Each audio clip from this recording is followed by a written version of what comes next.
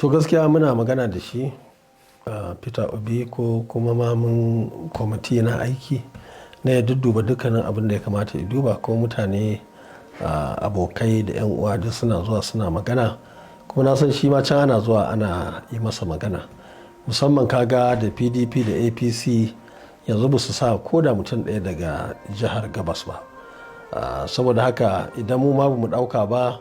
to kaga ta tabbata cewar babu wani tsari wanda za su samu ko na shugaban ƙasa ko na mataimakin shugaban ƙasa a cikin wannan tsari wanda ita so na shekara ta 2023. To shi ake tattaunawa, amma dai ai inda abubuwan suke tafiya ai babba shine babba a cikin tsarin, kuma an duba an ga waye babba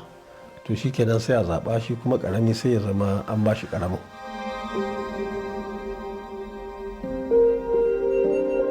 To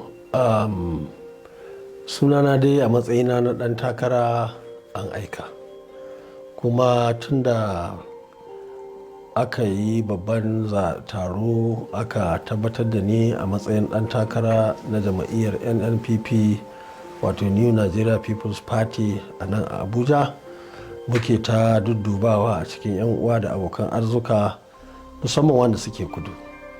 To duka tattauna da muke yi da waɗanda suke manya-manyan wanda ya kamata a ce za su karɓi a kudin da ma nan arewan, to ba a cimma wato matsaya ba. Amma dai akwai mutane da yawa wanda aka yi musu kamar interview, an tattauna da su akan a sa su. To gaskiya mu cika gamsuwa da su ɗin wanda aka yi ba, don muna zaton waɗansu manya za su zo su kuma wanda aka tattauna da su, in aka samu nasara to sai a ba su guraren da ya dace da su.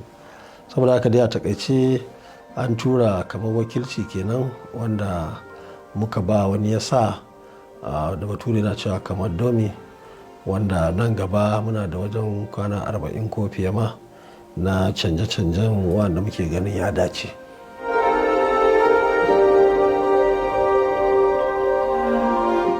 To yau za a ɗauki final abu na wannan, na tabbata nan da ɗan lokaci kaɗan za a ba da sunayen, amma kuma wannan suna dama ba shi da wani